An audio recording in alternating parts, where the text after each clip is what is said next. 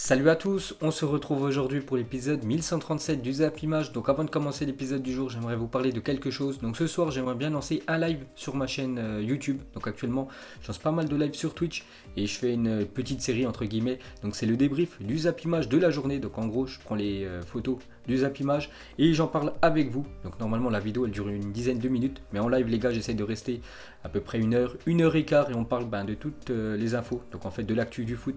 Donc je sais pas si ça vous plairait les gars que je fasse ça sur YouTube. Donc vous mettrez tout ça en commentaire les gars si vous voulez que je sorte ça en live ce soir. Donc on va se fixer un petit quota de likes les gars. Si on atteint 4000 likes les gars sur cette vidéo, donc ce soir je vous lancerai un live. On verra ce que ça va donner les gars en faisant le débrief du Zap Image d'aujourd'hui. Maintenant place au Zap Image 1137. On commence aujourd'hui avec quelques anniversaires. Tout d'abord l'anniversaire de l'italien Lorenzo Insigne qui fête aujourd'hui ses 29 ans. Donc bon anniversaire à l'attaquant de Naples. Un autre anniversaire c'est celui de l'attaquant allemand Lukas Podolski qui fête aujourd'hui ses 35 ans. Un autre allemand aussi fête son anniversaire aujourd'hui, c'est Mario Götze qui fête aujourd'hui ses 28 ans, le buteur de la finale de la Coupe du Monde 2014.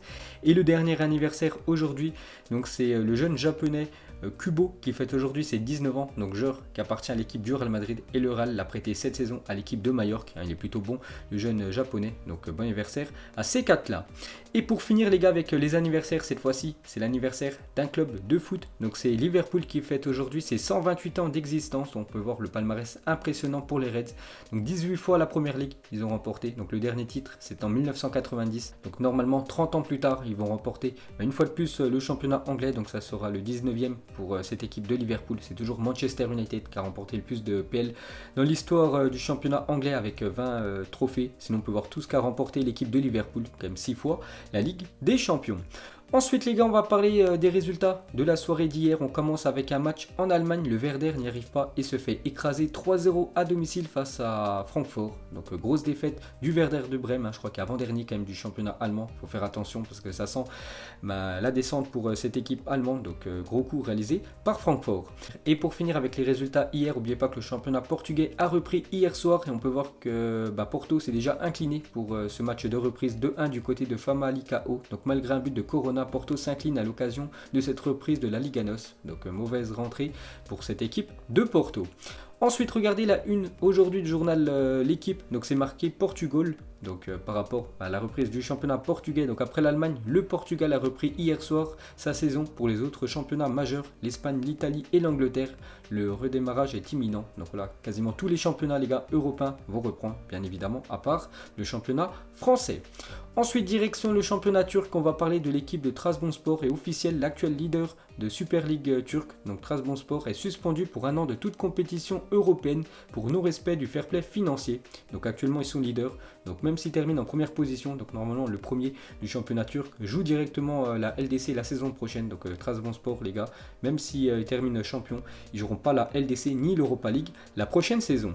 Ensuite on va parler de l'Olympique de Marseille, reprendra l'entraînement le 26 juin prochain pour préparer la future saison, vu que Marseille l'année prochaine ça joue la Ligue des Champions, donc bien sûr il faut bien préparer cette saison prochaine pour bien figurer en Coupe d'Europe. Donc 26 juin prochain les gars, reprise des entraînements côté Olympique de Marseille, cette fois-ci côté Olympique Lyonnais. Donc l'équipe de Lyon reprendra l'entraînement le 8 juin prochain, annonce le club. Donc normalement ils reprennent la semaine prochaine. Pourquoi? Parce qu'ils vont jouer normalement la finale de la Coupe de la Ligue contre l'équipe du Paris Saint-Germain. Et bien sûr, quelques jours après, ils vont jouer ce match décisif en Ligue des Champions du côté de la Juventus. C'est pour ça, bien sûr, qu'il faut préparer ces deux énormes rencontres. Ensuite, on va parler de Mediapro va payer 5 millions d'euros par an à TF1 pour les droits de la licence de Téléfoot. Donc hier, on avait parlé que Mediapro, nouveau diffuseur de la Ligue 1 et de la Ligue 2 la prochaine saison.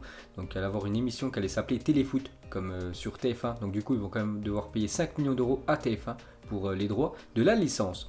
Ensuite les gars, on va parler du Real Madrid qu'observe Jadon Sancho.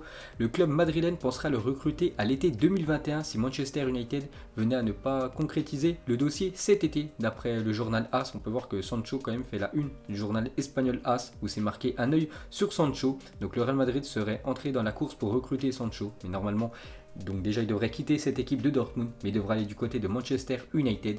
Bon voilà, d'après ce journal espagnol, donc le Real Madrid a un œil sur le jeune anglais.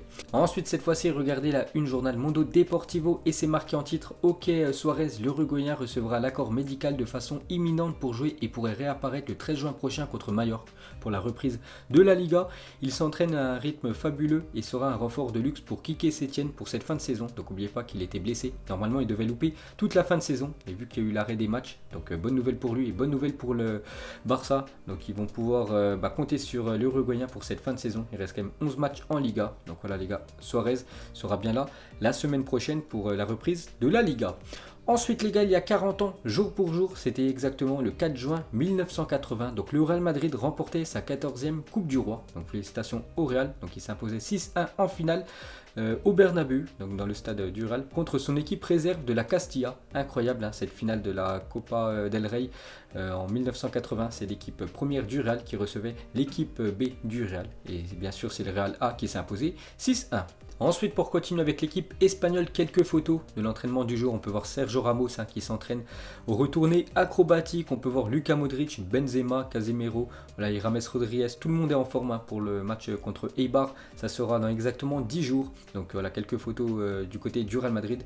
Tout le monde attend cette reprise.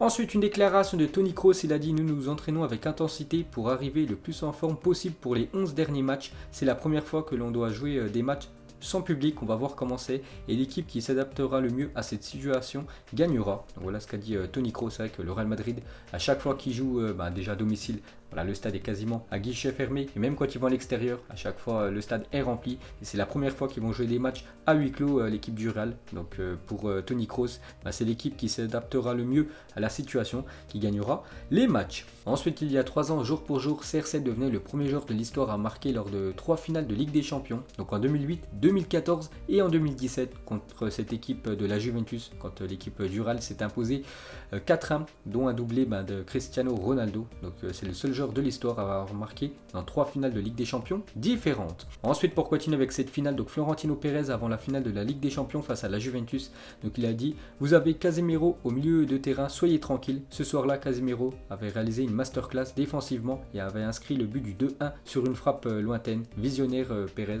le président du Real. Ensuite, on va parler de Lionel Messi qui s'est pas entraîné aujourd'hui vu qu'il souffre des adducteurs. Sa participation pour la reprise du championnat face à Mallorca, donc la semaine prochaine, pourrait être incertaine. Donc voilà, les dernières infos sur Léo Messi. Aujourd'hui, s'est pas entraîné.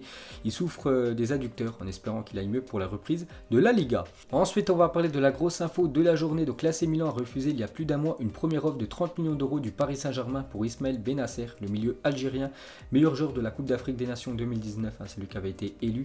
Donc sa clause libératoire est de 50 millions d'euros. Donc des négociations sont toujours en cours, mais pour le moment, aucun accord n'a été trouvé. Donc on peut voir que le Paris Saint-Germain veut Ismaël Bennacer pour ce mercato 2020. Mais il n'y a pas que le Paris Saint-Germain, les gars, qui veulent le crack algérien. Il y a aussi l'équipe de City, parce que Pep Guardiola fait d'Ismaël Bennacer l'une de ses priorités au milieu de terrain. City pourrait préparer une offre et doubler ainsi le Paris Saint-Germain sur le dossier. Donc deux énormes écuries, donc deux équipes qui ont beaucoup d'argent, le PSG et l'équipe de City veut le jeune Ismaël Bennacer. Donc on peut voir que l'info est quand même confirmée par Mohamed Bouafsi, donc un consultant sur RMC par rapport à l'équipe de City. Donc il a dit: Pep Guardiola a appelé Bennacer, l'entraîneur de City apprécie le profil du milieu de terrain. Selon nos informations, l'Algérien dispose d'une clause libératoire de 50 millions d'euros. Intérêt du Paris Saint-Germain aussi, mais pas d'offre. Donc voilà, on peut voir que le jeune Ismaël Bennacer est bien convoité sur ce mercato et City et le Paris Saint-Germain le veut pour ce mercato 2020. Ensuite, cette fois-ci, on va parler d'un Français, c'est Ousmane Dembélé et la Juventus se rapproche. Indique Mundo Deportivo, le Français souhaiterait un transfert à la Juventus, tandis que le club italien est également intéressé, mais plutôt par un prêt. On peut voir que France Football confirme l'info que Ousmane Dembélé est tenté par la Juventus Turin. Donc peut-être une belle porte de sortie pour Ousmane Dembélé, parce que du côté de l'Espagne, c'est très compliqué. On a bien vu, souvent blessé quand il joue, il est plutôt moyen. Donc pourquoi pas être tenté par l'équipe de la Juventus. Donc affaire à suivre. Ensuite, on va parler de Roman Abramovich. Donc le président de Chelsea est prêt à investir cet été, recrutera 2 joueurs majeurs, donc Kim Ziyech déjà, et peut-être 2 autres gros joueurs. Et Frank Lampard, l'entraîneur, qui souhaite à tout prix renforcer son côté gauche, donc en défense, cible Ben Chilwell, qui joue lui du côté de Leicester. Ensuite, une déclaration de Nuno Gomes, ancien joueur portugais. Il avait évolué avec Cristiano Ronaldo il y a quelques années. Il parle de Félix. Les blessures retardent son adaptation à l'Atlético Madrid, mais il a tout pour être l'un des meilleurs joueurs du monde. De plus, il a le talent et l'intelligence pour remporter le Ballon d'Or. Donc voilà ce que dit cet ancien joueur portugais sur le jeune crack Félix, que dans le futur, il peut remporter le Ballon d'Or. Mais actuellement, il a quand même beaucoup de mal avec cette équipe de Madrid. Ensuite, on va parler de l'AS Monaco souhaite se séparer de 25 joueurs CTD, rapporte RMC Sport. Donc on peut voir déjà qu'à Monaco, il y a beaucoup de joueurs sous contrat, beaucoup de joueurs aussi sont prêtés un peu partout en France ou à l'étranger. Donc 25 joueurs normalement de l'équipe de Monaco vont quitter le club dans quelques semaines. Ensuite, les diffuseurs de la Première Ligue au Royaume-Uni, donc Sky Sport, BT Sport, BBC Sport et Amazon Prime, annoncent que 33 des 92 matchs prévus pour la reprise seront diffusés gratuitement. Donc ça, c'est quand même une très belle offre de tous les diffuseurs de la Première Ligue, parce qu'on sait que le championnat anglais, c'est quand même le championnat qui coûte le plus cher par rapport aux droits télé, et quasiment la moitié des matchs vont être diffusés gratuitement. Donc très beau geste des diffuseurs anglais. Ensuite, on va parler de Diego Simone, donc l'entraîneur de l'Atlético Madrid envisagerait de repositionner Thomas Lemar en attaquant à côté de l'attaquant de pointe pour la prochaine saison. Donc lui, normalement, son poste de base, c'est côté gauche, donc soit ailier gauche, soit milieu gauche. Et pour la saison prochaine, donc Diego Simone aimerait le mettre juste à côté du numéro 9, du côté de Madrid. Donc on verra ce que ça va donner. Ensuite, une petite info de Gonzalo Higuaín à la reprise de l'entraînement côté Juventus. On peut voir qu'il a pris quand même quelques kilos en plus, l'attaquant argentin. Donc normalement, il devrait quitter cette équipe de la Juventus dans les futures semaines. Ensuite, officiel, Wendel prolonge jusqu'en juin 2022 au Bayer Leverkusen pour le défenseur gauche brésilien de cette équipe allemande. Donc félicitations à lui, il prolonge d'une année son contrat en Allemagne. Ensuite, regardez à quoi devrait ressembler le maillot domicile et le maillot extérieur de Manchester United pour la prochaine saison. Donc déjà le maillot domicile, comme d'habitude, un maillot rouge, toujours sponsorisé par Chevrolet et Adidas. Donc c'est pas officiel, mais de grandes chances qu'il devrait ressembler à ça. Le futur maillot des Red Devils et le maillot extérieur, un maillot noir. Ensuite, une déclaration du père et du frère de Pep Guardiola. Donc ils ont dit, il a le rêve d'entraîner un jour une sélection nationale. Nous verrons comment cela se passera, s'il recevra des propositions. C'est vrai qu'il a toujours entraîné des clubs Pep Guardiola, que ce soit le Barça, le Bayern ou même Manchester City. Mais d'après le père et le frère de Pep Guardiola, son rêve c'est d'entraîner une équipe nationale, pourquoi pas l'Espagne. Ensuite, une déclaration de Buffon, il a dit en 2006, on avait vraiment l'assurance de gagner la Coupe du Monde. Maintenant, je me demande comment nous avons réussi à l'emporter face à une équipe de France aussi forte. C'est vrai que sur le papier, l'équipe de France était normalement plus forte que l'équipe italienne. À la fin du compte, c'est les Italiens qui ont remporté cette Coupe du Monde 2006. Et pour finir avec l'ancien gardien du Paris Saint-Germain, donc Buffon, il a dit, je n'ai jamais parlé de la finale de la Coupe du Monde 2006 à David Trezeguet par respect. Parce qu'oubliez pas que cette finale a été remportée au tir au but par l'équipe italienne 5-3. Donc côté français, c'est David Trezeguet qui a loupé son tir au but. Il a envoyé le ballon en pleine barre transversale. Ensuite, il était une fois le Real Madrid. Regardez cette équipe monstrueuse du Real Madrid. Quelle faiblesse avait cette équipe? Sérieusement, aucune. Donc on peut voir en attaque du R9, Robinho et Raoul, Beckham, Zidane.